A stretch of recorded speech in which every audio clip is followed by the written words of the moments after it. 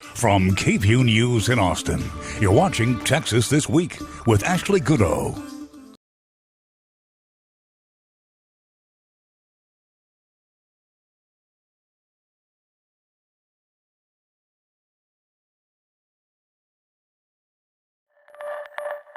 Under the new policy, Austin police can no longer spend resources on what city leaders call expensive tests to confirm the THC level of a substance when there is a small amount of it. This testing became necessary after Texas lawmakers legalized hemp last year. Hemp and marijuana look and can smell the same, but hemp, by law, can't have a THC concentration of more than 0.3%. Crime labs across the state of Texas aren't yet equipped to test the level of THC, only whether the psychoactive compound is present. So prosecutors all over Texas announced they would no longer take on low-level possession cases, including the Travis County District Attorney. But Austin police were still arresting people, and now police leaders and the council are at odds over the new policy. And speaking of hemp, while it is legal in Texas, farmers can't grow it yet, but they're getting close.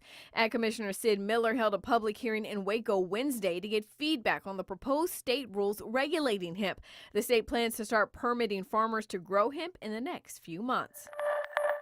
Governor Greg Abbott is back in Texas after leading an 11-day economic development mission in Israel and Switzerland. Texas is a leading exporter to both countries, and Abbott's visit was intended to strengthen relationships and business development. While at the World Economic Forum in Davos, Governor Abbott shared a moment with President Donald Trump. The governor posted video on Twitter.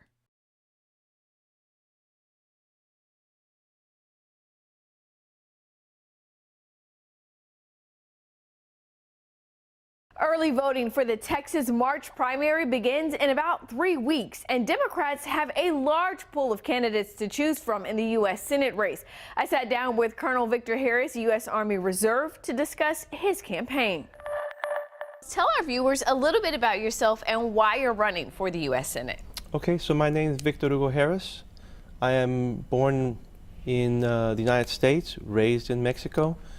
Came back to the United States after a stint in Mexico when it was time for me to get a formal education at about age 6. I was raised in the Rio Grande Valley, went through elementary school and high school, and graduated high school and went to college in San Antonio. Some of that period of time I knew I needed a college education, so I started going to school. Trying to work my way through school and pay for school, I ended up joining the National Guard. Spent a couple of years in college. My grades weren't all that great because I was working about 60 hours a week and trying to take a full load of college.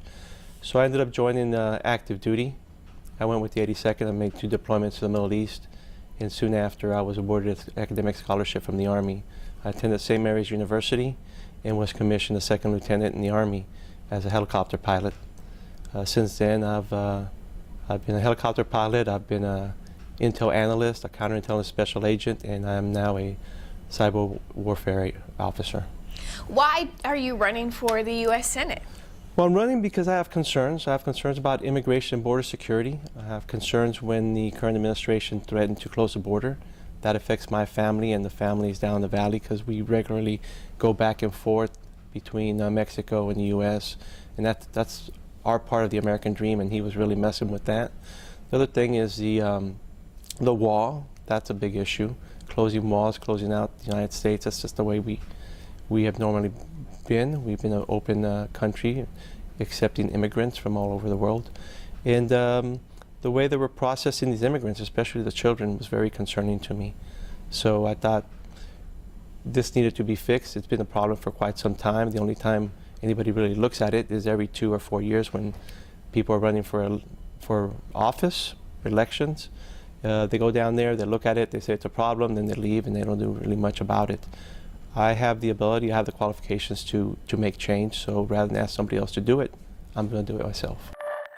Is there something specific about Senator John Cornyn that made you decide you wanted to challenge him and go after his seat? First, I don't think he's doing very well for the people of Texas. He just sits behind whoever's talking. Most of the time I see him, he's behind someone, whoever's talking, and just nodding his head and agreeing with whatever somebody spits out. Most of the time it's whatever Ted Cruz is spitting out, or he'll back up the president on things that are obviously unethical. And his voting record is terrible. I just don't think that his game has kind of fallen since he first got elected, how many years ago? 18 years ago or something.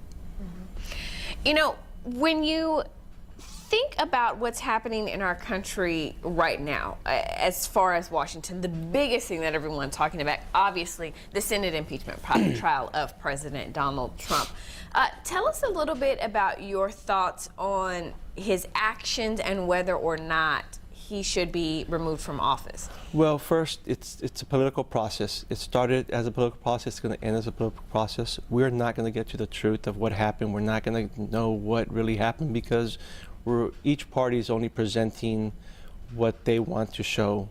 So in the end, I thought it was a bad move by the Democrats strategically to even start the process because, you know, in combat, you don't want the opposing force to have the last move. And when they started the impeachment process, everybody knew that Donald Trump was eventually going to get impeached. Everybody knew that it would go to the Senate. And I think everyone knows that he's going to be exonerated no matter what the evidence. So if it was me, I would have strategically just done an admonishment where the House has the last move and makes the final decision instead of giving that power to the opposition. So it's unfortunate, but it's all political, and I don't know what to believe sometimes when I'm listening to what went on or what the thoughts were. I want to get your thoughts on what the president has proposed this past week with expanding the travel ban to several countries in Africa and other parts of the world, and then putting a travel ban on pregnant women who he believes would just be coming to visit the U.S. solely to give birth to their children. What are your thoughts on these tactics? Of course, I have concerns that there might be nefarious reasons for people doing that, trying to obtain dual citizenship so they can in the future do something bad for our country, do something bad to our country. But it just doesn't seem right as an American and being someone who's lived near the border most of his life, that we would pick and choose who can come in and camp based on, you know, being pregnant or not. The additional regulations or policies he's placed about keeping other countries from flying in, if those are based on security concerns, I think that's fine. But if it's based on subjective reasons of a certain country that they don't like or a certain religion, I think that's completely wrong. Perhaps one of the biggest issues impacting people here in Texas is health care, or the lack thereof. We have the highest rate of both adults and children without health insurance in the country. What are your thoughts on how we begin to address the health care crisis? So, two big social issues that are big for us is healthcare and education. Very important for our society, especially as advanced as we are. So on healthcare, of course, I don't believe that we're going to be able to just say, hey, put everybody on Medicare for all. That'll burden the system, and you'll end up with the same issues that the Veterans Administration ended up with. And that we don't want that. That's the last thing we want. So I would think that we incrementally lower the age of Medicare, and then increase the income for Medicaid and try to squeeze towards the middle so we get everybody included. And in the center right now, we should be using a public option, kind of like the Affordable Care Act. Now, the Affordable Care Act, or Obamacare, was not a 100% program that just was working great, obviously. But it was close. It's got the framework. We needed to tweak it.